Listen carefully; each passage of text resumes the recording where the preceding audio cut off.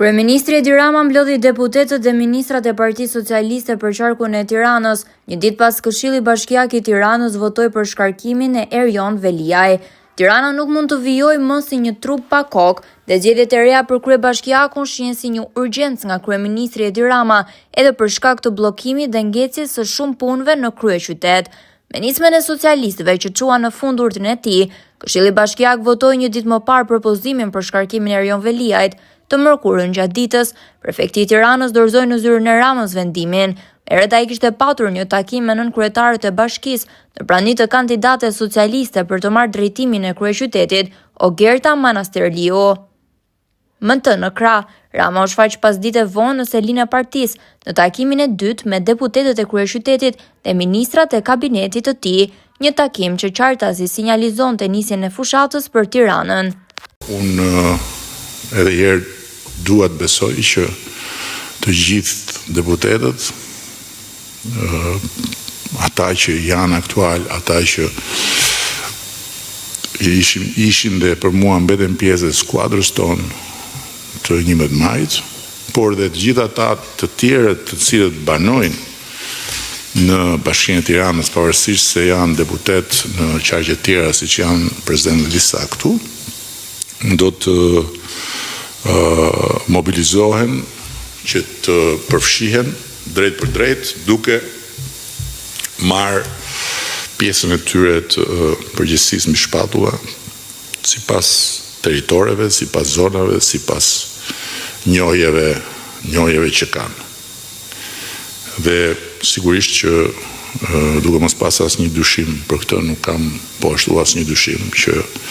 patronazhistët mezi po presin që të hakmerren ndaj përqeshjeve të radhës me një reagim të duhur të radhës, i cili do të pasqyrohet në rezultatin e ditës së zgjedhjeve për Bashkinë e Tiranës, kur ato të mbahen sipas procedurave, se nuk kemi ne që vendosim ditën e zgjedhjeve, se pastaj për Matin, apo për Vlorën, apo për Beratin, apo për nuk e di akoma se çfarë ka tjetër, besoj që goditja e patronazhistëve të atjeshëm do jetë edhe më dëshpëruese se sa ajo e Tiranës, ku sidoqoftë.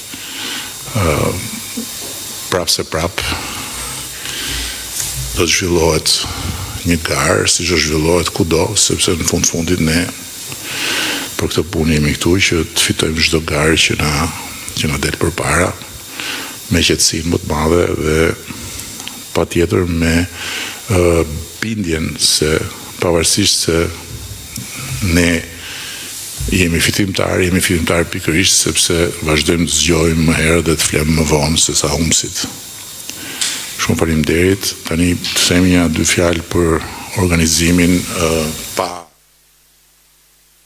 duhet të presim gjatë sa ta marrin veten, po kur t'jen duke marrë veten do duhet përballojnë fëmijët e diellës, të cilët e përgojuan me shpotin karakteristike të delirantit provincial shkarkimin që Ministria e Brendshme i bëri zëvendësit për tymosjen e cigares në një lokal të mbyllur dhe të mos e përshëndesësh këtë akt dhe të mos kërkosh që ky akt të jetë norma, të jetë parimi i palëkundur i atyre që qeverisin, por të bësh hajgare me këtë, do të thotë që ti jesh një bisht cigareje i mbetur më kot në takatuken e jetës demokratike, që askush nuk ka ndërmend ta ndez më, por dhe askujt nuk i shkon mendja se duhet quar për riciklim, se është edhe një lloj cigareje pa riciklueshme. Kështu që thënë gjitha këto, unë edhe herë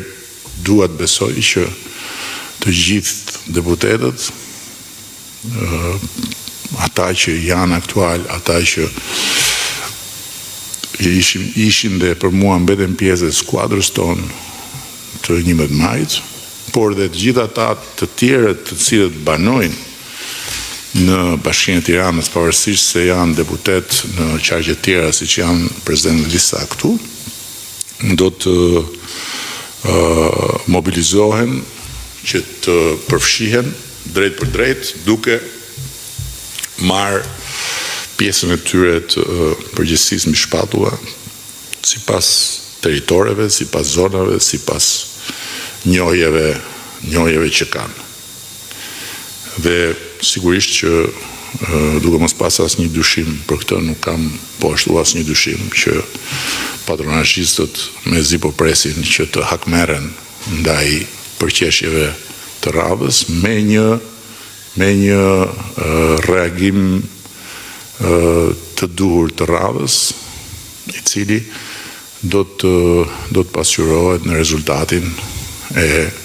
ditës së zgjedhjeve për Bashkinë e Tiranës, kur ato të mbahen sipas